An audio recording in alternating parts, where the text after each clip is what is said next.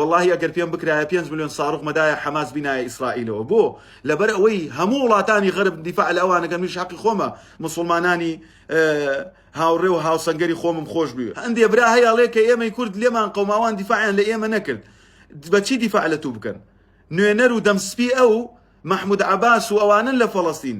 ئەو دژی تۆ بەیان نامە دەرئەکا مسلمانێکی فەڵەستینی تۆ ناناسێت قودس کێشەی منە وەک مسلمان و دوعای خێرم بۆیان کردووە و دوعای خێریشیان بۆ ئەکەم نیاشتان ئەکەمەوە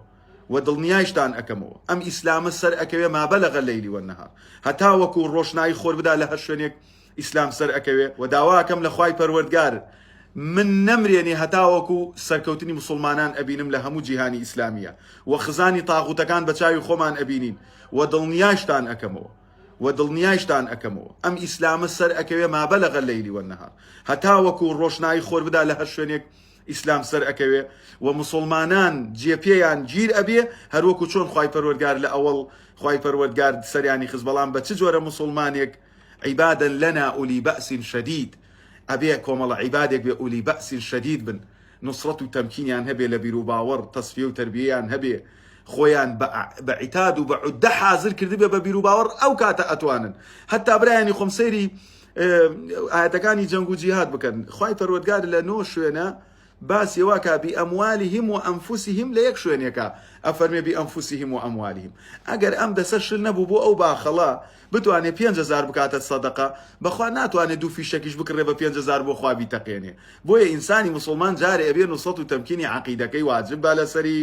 خۆی بناسێتەوە کێی خۆش ئەوێ ڕقی لە کێیە دۆستایەتی کێیەکە ئێستا مسلمانان بە ئەصعب مەراحلی ژیانیان ئەتیەپەڕن کە ئەو هەموو خەڵکە دژی یەکتری هەرە ناو مسلمانان بۆیە پێویستە ئێمە بیر و باوەڕەکەمان ڕاست بکەینەوە عەقیدەکەمان ڕاست بکەینەوە خۆشەویستیمان بۆ خوا و پێغەمبەر عەلەیهی سەڵات وەسەلام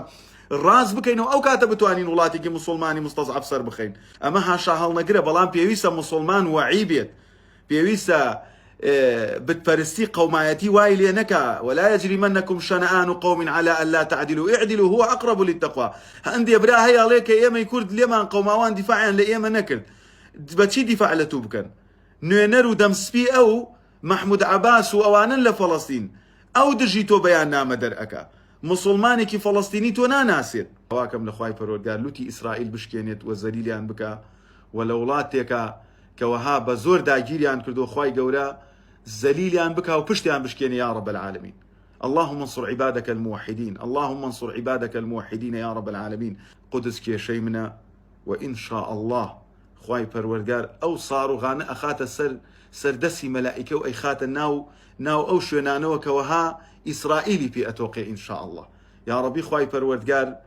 حكام كاني عرب زليل بكا يا ربي يا ربي خواي هميان بردردي علي عبد الله صالح وقذافي بري يا ربي خوايا أمسيت شوار طاغوتي ترماون أوانيش لنا وبدا يا رب العالمين بوي مسلمانان شكويان بو بقريتوا والسلام عليكم ورحمة الله وبركاته.